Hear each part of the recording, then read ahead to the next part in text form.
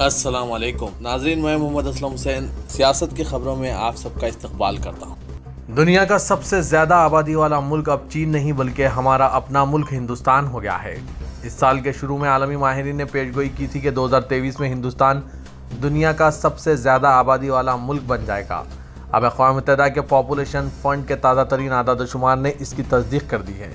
इस इदारे के आदाद-ओ-शुमार से पता चलता है कि हिंदुस्तान अब दुनिया का सबसे ज़्यादा आबादी वाला मुल्क बन चुका है। हिंदुस्तान में अब चीन से 20 लाख लोग ज़्यादा हैं और मुल्क की आबादी 142 करोड़ से तजाविज़ कर चुकी है। चीन में शरह पैदाइश में कमी आई है और इस साल ये मुनफी में रिकॉर्ड की गई है। इसी वजह से चीन आबादी के मामले में हिंदुस्तान से पिछड़ गया है। इस खबरनामे को MS एजुकेशन की जानिब से स्पॉन्सर किया जा रहा है।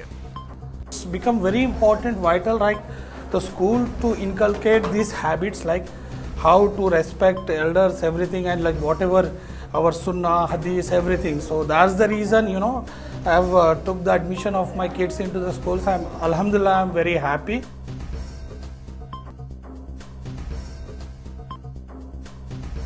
उत्तर प्रदेश में ईद और अक्षय तृतीया जैसे आने वाले त्योहारों के पेश नज़र हुकूमत उत्तर प्रदेश ने रियासत में प्रोग्रामों के इनेकाद के बारे में हिदायतें जारी की है और हुक्म दिया है कि सड़कों और ट्रैफिक में रुकावट पैदा करते हुए कोई भी मजहबी प्रोग्राम मुनक्किद ना किया जाए। महकमा दाखिले के principal secretary Sanjay Prasad, director general police RK Vishwakarma और दीगर सीनियर ओहदेदारों ने रियासत में तैनात तमाम फील्ड ऑफिसर्स के साथ एक वीडियो कॉन्फ्रेंसिंग के जरिए जायज़ा इजलास मुनक्किद किया। DGP विश्वकर्मा ने कहा कि मजहबी मकामात की सिक्योरिटी के लिए मुनासिब इंतजाम किए जाएँ और हसास इलाकों में इजाफी पुलिस फोर्स भी तैनात की जाए। उन्होंने फील्ड में तैनात तमाम मुतल्लिका अहदेदारों को इस बात को यकीनी बनाने की हिदायत दी कि मजहबी प्रोग्राम, इबादत वगैरह पहले से तयशुदा मकामात पर ही अदा किए जाए। इनका मतलब सड़कों पर नमाज की इजाज़त ना दी जाए। ईद उल फित्र के मौके पर लोगों को ईदगाह के अहाते में ही नमाज अदा करनी चाहिए। गुजरात की मस्जिदों में लाउड स्पीकर्स के इस्तेमाल पर पाबंदी के लिए दाखिल की गई एक दरख्वास्त पर गुजरात हाईकोर्ट की डिवीजन बेंच 19 जून को समाअत करेगी। एक डॉक्टर धर्मेंद्र प्रजापति ने यह दरख्वास्त दाखिल की है। हुकूमत गुजरात ने मफाद आमा की दरख्वास्त पर 1 साल पहले जारी की गई हाईकोर्ट की नोटिस का जवाब नहीं दिया है। अदालत ने एडवोकेट जनरल को हिदायत दी है कि वो 12 जून तक हुकूमत का जवाब दाखिल करें। प्रजापति ने, जो गांधीनगर के सेक्टर 5C में रहता है, दावा किया कि मुसलमान मुख्तलिफ औकात में नमाज अदा करने के लिए आते हैं और लाउड स्पीकर इस्तेमाल करते हैं, जिसकी वजह से करीब में रहने वालों को खलल पड़ता है। इसने दावा किया कि मुसलमानों की नमाजों के औकात के दौरान लाउड स्पीकर्स के इस्तेमाल की वजह से इसके बुनियादी हुकूक की खिलाफ वर्जी होती है। इसने इलाहाबाद हाई कोर्ट के एक फैसले का हवाला दिया जिसके ज़रिए उत्तर प्रदेश के ज़िला गाज़ीपुर में एम्पलीफायर के ज़रिए अजान देने की इजाज़त से मुतालिक दरख्वास्त को मुस्तरद कर दिया गया था। मध्य प्रदेश के वज़ीर आला शिवराज सिंह चौहान ने ऐलान किया है कि गैर कानूनी मदरसों और मध्य प्रदेश के इन इदारों का जायज़ा लिया जाएगा जहां मुबैना तौर पर तासुब का सबक पढ़ाया जा रहा है। वज़ीर आला शिवराज सिंह चौहान ने अमन व अमान की सूरत हाल का जायज़ा लेते हुए ये बात कही। सरकारी तौर पर मौसूल हुई इत्तलात के मुताबिक अमन व अमान का जायज़ा लेते हुए वज़ीर आला चौहान ने कहा कि रियासत के गैर कानूनी मदरसों, ऐसे इदारे जहाँ बुनियाद परस्ती की तालीम दी जा रही है, इसका जायज़ा लिया जाएगा। जुनूनियत और इंतहा पसंदी को किसी कीमत पर बर्दाश्त नहीं किया जाएगा। उन्होंने मजीद कहा कि सोशल मीडिया पर भी नज़र रखें, गुमराहकुन खबरें लिखने वालों की निशानदेही करें, गैर हसास बुनियाद परस्ती पर मबनी तबसरा करने वालों की शिनाख्त करें और ज़रूरी कार्रवाई करें। साबिक रुकन पार्लियामेंट अतीक अहमद और इनके भाई अशरफ अहमद, जो साबिक रुकन असम्बली थे, इनको पुलिस तहवील में सरेआम गोलियों से भून देने के मुलजिमीन का रिमांड हासिल करने के लिए SIT ने मजिस्ट्रेट कोर्ट में पेश किया, जिसने इन्हें 4 दिनों के रिमांड में दे दिया। दूसरी तरफ SIT की सिफारिश पर अमल करते हुए उत्तर प्रदेश पुलिस ने SHO, 2 सब इंस्पेक्टर्स और 2 कांस्टेबल को अतीक और अशरफ के मामले में लापरवाही बरतने की पादाश में मुअत्तल कर दिया। अब तक इस मामले में योगी हुकूमत ने किसी आला अफसर के खिलाफ कोई कार्रवाई नहीं की है। हफ्ते की रात अस्पताल के सामने अतीक अहमद और अशरफ को गोलियों से भून देने वाले लवलेश तिवारी, जो ज़िला बांदा का है, सनी सिंह, जो हमीरपुर, और अरुण मोरिया कासगंज का साकिन है, इन्हें गैर मामूली सिक्योरिटी में CJM कोर्ट में पेश किया गया, जहां SIT ने इनका 7 रोज़ का रिमांड मांगा। ताहम अदालत ने सिर्फ 4 दिनों का रिमांड दिया। तीनों मुलजिमीन को सिक्योरिटी की बिना पर इलाहाबाद के बजाय प्रतापगढ़ की जेल में रखा गया है, जहाँ से इन्हें 4 शुबे की सुबह इंतहाई सख्त सिक्योरिटी इंतजाम में इलाहाबाद लाकर CJM की अदालत में पेश किया गया। पुलवामा हमले के ताल्लुक से जम्मू कश्मीर के साबिक गवर्नर सत्यपाल मलिक के सनसनीखेज इंकशाफात ने उन खानदानों के जख्मों को ताज़ा कर दिया है जिन्होंने अपने चहीतों को इन हमलों में खो दिया है। दी वायर पर मारूफ सहाफ़ी किरण थापड़ को दिए गए सत्यपाल मलिक के इंटरव्यू से ये बात सामने आई है कि 40 बेशकीमती जानें बचाई जा सकती थी, मगर न सिर्फ ये कि इसमें कोताही बरती गई बल्कि हमला हो जाने के बाद हुकूमत की गलती को छुपाने के लिए सत्यपाल मलिक को खामोश रहने की हिदायत दी गई।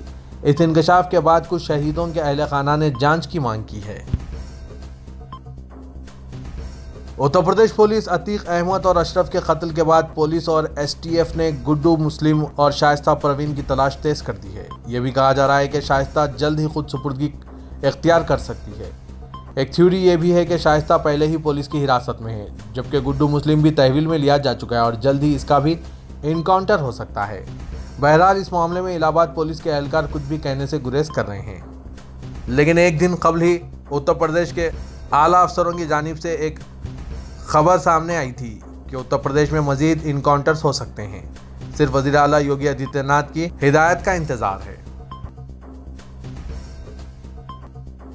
रियासत महाराष्ट्र के खारघर में हुकूमत के प्रोग्राम में लू लगने से हुई 13 अमवात के बाद शदीद तनकीदों की ज़द पर आ गई शिंदे फिडनोस हुकूमत ने अपना दामन बचाने के लिए रियासत में दोपहर 12 बजे से शाम 5 बजे तक खुले मैदानों में प्रोग्रामों के इनेकाद पर पाबंदी आयद कर दी है।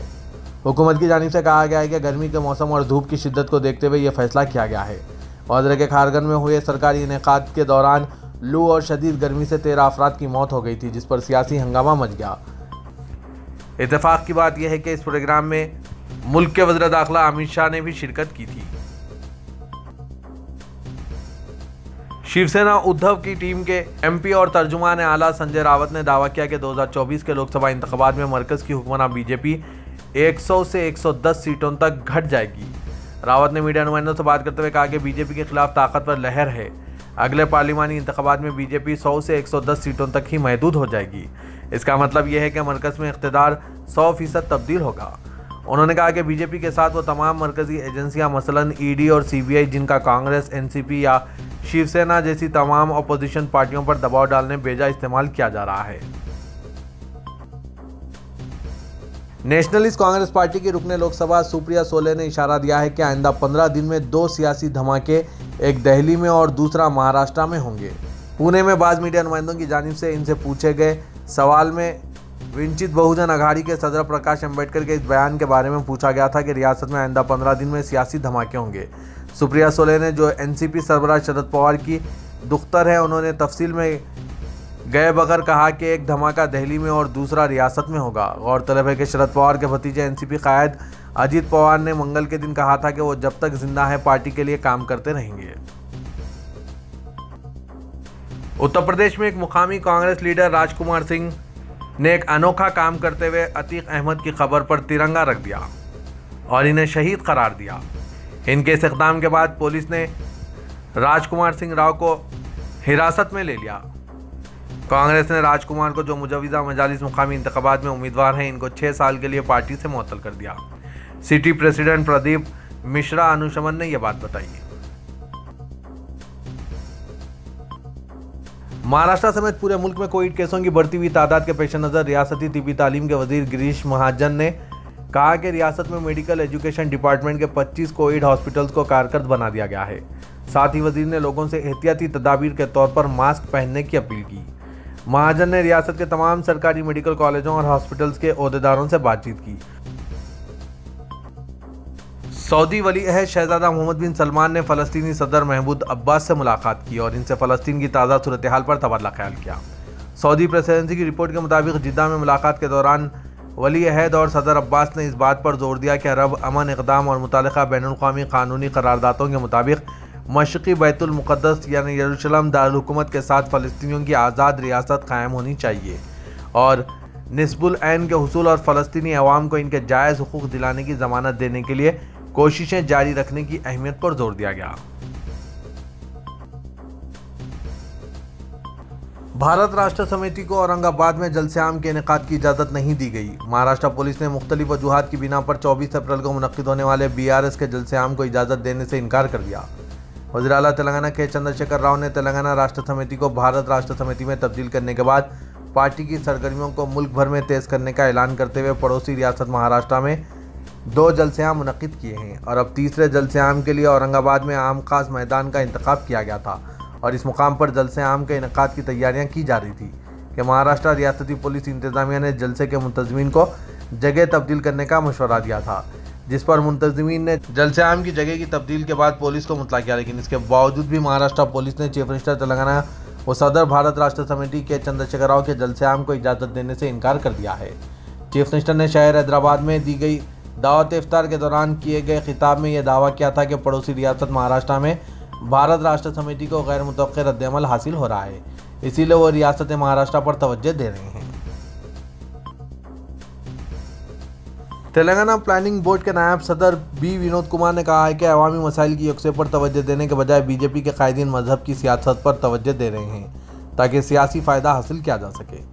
उन्होंने सरसला ज़िले के कोनारापेट में जूनियर कॉलेज ग्राउंड में मुनक़िदा BRS के इजलास से खिताब करते हुए कहा कि तरक्की के मामले में BRS का कोई मुतबादिल नहीं है। आज तेलंगाना की तरक्की और अवामी बहबूद के काम मुल्क भर के लिए मिसाली साबित हो रहे हैं। उन्होंने कहा कि रियासत में जारी तरक्याती कामों में रुकावटें हायल करने बीजेपी के कायदीन कोशिशें कर रहे हैं। इसके लिए वो हुकूमत और चंद्रशेखर राव को तनकीदों का निशाना बनाते हुए अवाम को गुमराह कर रहे हैं।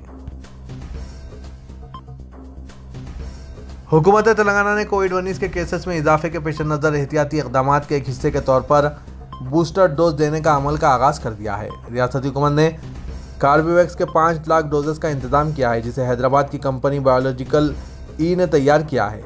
रियासती हुकूमत ने सरकारी कोविड वैक्सीन सेंटर्स बशमूल प्राइमरी हेल्थ सेंटर्स और अर्बन प्राइमरी हेल्थ सेंटर्स में अहल शहरियों की टीका अंदाजी के तमाम इंतजाम किए हैं। डायरेक्टर महकमा सेहत व ख़ानदानी बहबूद जी श्रीनिवास राव ने कहा कि दुनिया भर के कई ममालिक के साथ हमारे मुल्क की चंद रियासतों में कोविड केसेस में इजाफे के पेश नज़र डोजेस देने का इंतज़ाम किया गया है। उन्होंने बताया कि ये डोज ऐसे अफराद को एहतियाती तौर पर दिए जाएंगे जिन्होंने पहले और दूसरे डोज के तौर पर साबिक में कोविड वैक्सीन या कोविशील्ड के डोज लिए हों। हैदराबाद के पुलिस कमिश्नर CV आनंद ने आज हैदराबाद के साबिक क्रिकेटर अब्दुल अजीम के घर पहुंचकर इनके अफराद ख़ानदान से ताज़ियत का इजहार किया। वाज़ेह है कि हैदराबाद के साबिक क्रिकेटर अब्दुल अजीम का कल 62 साल की उम्र में इंतकाल हो गया था। अब्दुल अजीम एक बेहतरीन सलामी बल्लेबाज थे। अब्दुल अजीम 1987 में रणजी ट्रॉफी जीतने वाली हैदराबाद की टीम का हिस्सा थे। CV आनंद ने कहा कि अब्दुल अजीम मेरे बहुत अच्छे दोस्त थे। वो एक जारहाना ओपनिंग बल्लेबाज थे जिन्होंने हैदराबाद के लिए कई मैच विनिंग इनिंग्स खेली है। Telangana state engineering agriculture and medical common entrance test के तलबा को रवां साल से एंट्रेंस टेस्ट में हासिल निशानात की असास पर ही रैंक दिए जाएंगे। हुकूमत तेलंगाना ने इस साल से इंटरमीडिएट के 25% वेटेज को ख़त्म करने का फैसला किया है। इस सिलसिले में फौरी असर के साथ महकमा आला तालीमात ने 2011 में जारी करदा जियो नंबर 73 में तरमीम के अहकाम जारी किए। जारी साल से एमसेट के तलबा को इंटरमीडिएट के 25% वेटेज नहीं मिलेंगे, बल्कि एमसेट में महसूला निशानात की असास पर ही तलबा को रैंक अलॉट किए जाएंगे। रियासती वजीर बल्दी नज़्म KT रामाराव ने कहा कि हुकूमत तेलंगाना की जानिब से हैदराबाद को वर्ल्ड हेरिटेज सिटी का एजाज़ हासिल करने की कोशिश की जा रही है। आज समाजी प्लेटफॉर्म ट्विटर पर हैदराबाद शहर को वर्ल्ड हेरिटेज सिटी का एजाज़ हासिल करने के लिए गुंबदों, महलात, आरामगाहों, सदियों पुराने स्टेट विल्लास की मरम्मत व तज़य्युन की जाएगी ताकि माजी की अज़मत रफ्ता को बहाल किया जा सके। वर्ल्ड हेरिटेज डे के मौके पर अपने पैगाम में KTR ने कहा कि महकमा बल्दी नज़्म की जानिब से चंद तामीर व तज़य्युन के कामों का जिक्र करते हुए KT रामाराव ने कहा, 18वीं सदी में तामीर करदा 2 साला कदीम पायगा गुंबदान, 100 साला कदीम मौज़म जाही मार्केट, मोहम्मद कुली कुतुब शाह का तामीर करदा शहर की सबसे कदीम इमारत बादशाही आशुर खाने की तज़य्युन की गई। जहाँ जहाँ तारीख़ी इमारतें हैं, इनको जितनी जल्दी हो सके तामीर व तज़य्युन के काम मुकम्मल करने की भी हिदायत दी गई है।